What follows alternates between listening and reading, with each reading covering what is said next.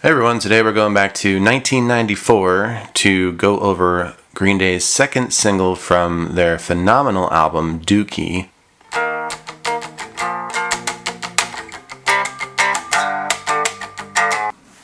This is a music video that I was completely blown away by when I was a kid.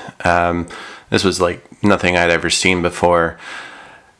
And their portrayal of insane asylum patients is just too spot on. The whole vibe of this video is just perfect. So, let's take a listen. Hey, sorry guys, it's me from the future here.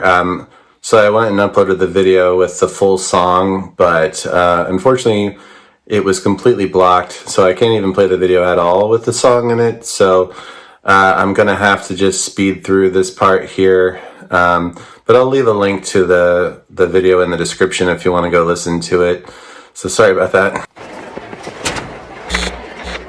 Do you have the time to listen to me whine? We're about nothing and everything all at once. I'm in the walls, not lots of pools. We're running to the bone of time.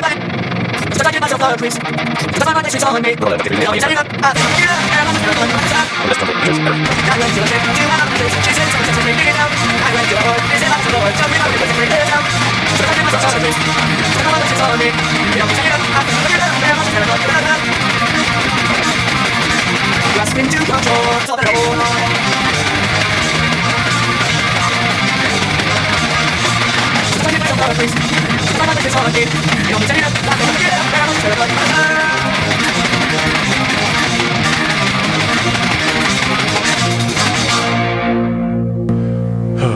Man, yeah, it's a case of doing so much with so little, right? It's just three guys, one guitar, one bass, and the drums, and just milking every single expression and nuance out of those instruments that you can to make one of the most relatable songs of any pop punk song you can think of. And no wonder this is one of the songs that really got them to take off. I love how they use tape on everything, like on the microphone and his guitar. That's very punk rock. And it's just perfect that they wheel in the drummer because, you know, the drummer is the only one who actually sits down. So that's just really funny. And this is kind of an iconic scene, I think, where they have it's like you're in a fishbowl. It's kind of like representing how cloudy your mind is, and in that state where it's just like you're just seeing random things. In my interpretation, he's, you know, surrounded by these weird visuals and doesn't know what to think. Man, and this video just never gets old. Just the lighting and the colors they use just make it look kind of washed out. Definitely reminds me of One Flew Over the Cuckoo's Nest, if you've ever seen that Jack Nicholson movie where they're in an insane asylum. This was actually filmed at an actual insane asylum in Napa, California. So it has a very authentic look, obviously. And, you know, the song Basket Case, that's like a slang term for, you know, not being right in the head, essentially. And the song deals with a lot of anxiety and depression and mental health issues that Billy was going through at the time. And I think that's why it's so easy to relate to, unfortunately, for a lot of people. But it's just, everything about it is just as good as it can be for the type of song it wants to be. It gets right to the point. There's never a dull moment, even though it might be simple in the verses, choruses, the bridge are, you know, it's using the same 4 or 5 chords to the whole song. And they're mostly just power chords, but that just goes to show that the most effective part is writing good melodies, good hooks, good lyrics, you know, having a great backing band of the bass and drums, which are just phenomenal. I mean, I talked about the drum intro, but when you listen to Mike Dirnt's bass fill right there in the beginning, it's just one of the other coolest things on any song too, just like the way it all comes together. It just explodes into the verse of the song. and it just doesn't stop. And when it does slow down, it's really just sort of a different variation, a different rhythm, and it doesn't lose momentum. It just sort of takes away from having to hear the same chords over and over again, so it's nice. Yeah, to me, this is what a pop punk song should be like. They were the kings of pop punk in the 90s, one of the first bands to ever really expose that genre of music to me. I think it's really hard to explain how big they were at that time in 1994. The funny thing is, Offspring had their album Smash come out at around that same time, and I listened to that one too, and it was just like apparent that pop punk was going to have a big moment in the 90s, especially since grunge was kind of dying down. Grunge had its peak in 1991, 1992. The song did wonders for Green Day. I believe their first single was actually Longview, which I like that song a lot too, and the music video for that is also amazing in its own right. Very, very stoner 90s punk. And the music video did really well. It actually won them an award in 1995. Another interesting and unique aspect to this music video is it was actually filmed in black and white, and then they later added all the color in, so it gives it that really unique, washed out, colorful tone. I think by this point, Nirvana might not even have been a band anymore. I'd have to double check due to those unfortunate circumstances. But I think people were already sort of just wanting to move away from the sort of drab, sad, self-loathing sounds of grunge, and the pop punk that came along after sort of had similar themes, but it was more angsty and more angry, and instead of just not having anything you could do about it, it gave you something to rebel against. It almost feels like the grunge was more for Gen X, and pop punk was like, hey, the millennials are about to come in, and this is what we have to say, being an older millennial myself. But that being said, when grunge did happen, and Smells Like Teen Spirit took off in late 91, early 92, that had an enormous effect on me, and I loved all those grunge bands too. So I continued to listen to them and punk simultaneously, and it gave you sort of a identity crisis, but ultimately I ended up being more into punk rock for a while and played in punk bands and everything.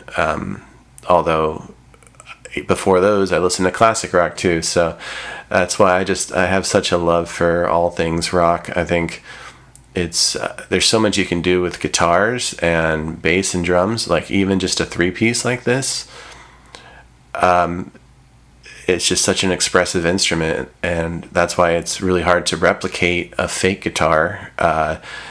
As a guitarist, you can do so many nuanced things that are so small, but they make all the difference, whether it's, sliding on the strings or bending a string, palm muting, tapping. So, that's why there's so many subgenres of rock, because you can use a guitar for practically anything. And of course, he's palm muting in the intro.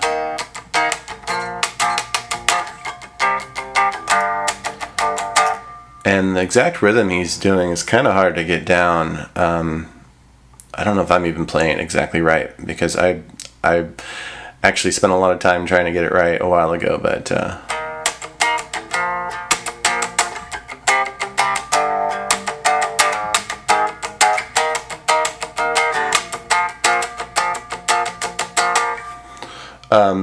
and the funny thing is, the chord progression there is very similar to Just What I Needed by The Cars, if you've heard that song. Side note, Basket Case is actually played in E-flat tuning. I'm in standard, so I'm playing it just a fret down. And this is Just What I Needed. It's a half step up in E rather than E-flat. It's I don't mind you coming here, wasting all my time. When you're standing oh so near, kinda lose my mind. It's not the perfume that you wear, it's not the ribbons in your hair. I don't mind you coming here and wasting all my time. They go to that A, whereas in Basket Case he goes, and he goes to the same equivalent for that tuning. So it's a little different, but I mean the main pattern of it is very similar. It's one of my favorite chord progressions. You'll hear it in a lot of songs. So Basket Case is the 1-5-6-4 chord progression mainly, with a few other chord progressions throughout in the E flat major. So the correct thing to do to learn this song would be to tune your guitar down a half step and play it starting on the 7th fret on the A string. But I'm just going the lazy way right now, keeping it in standard tuning and just going down 1 fret to play on the 6th fret. So it starts with the E flat, which is the 1, and then it goes just right up to the E string to B flat, and then over to C, and then G, then G sharp, A flat, back to E flat, and then ends on B flat. So it kind of ends on that and repeats.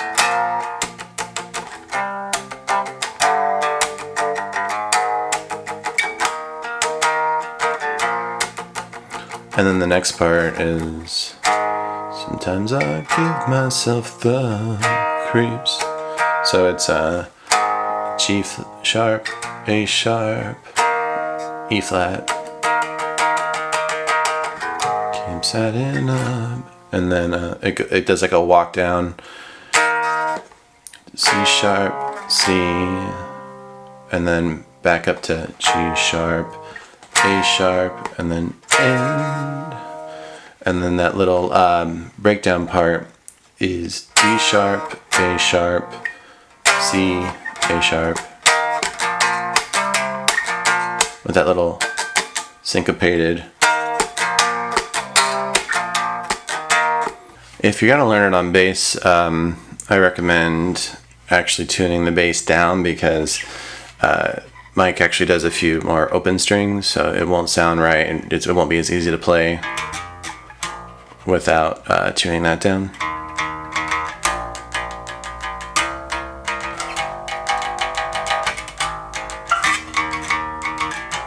He kind of follows the root notes, but he adds in his fills that are just awesome too, and they make a huge difference. I think Mike's bass playing actually really helps the sound of Green Day. Like, being that they only have one guitar and one bass, you know, as their main melodic instruments, he has to kind of fill in the gaps too. But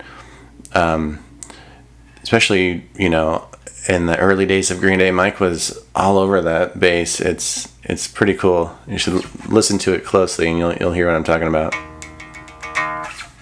And to talk about the drums, Trey really brings those flams in, where it's kind of like two simultaneous snare hits with your right and left hand, just not exactly the same time. Like, your right hand will hit first, and then your left hand just slightly after, which really makes that snare drum get loud, and it stands out like plaka, you know, has that almost that instead of just trailing off, that second hit kind of increases the volume of it, and so he uses that a lot to great effect in this song.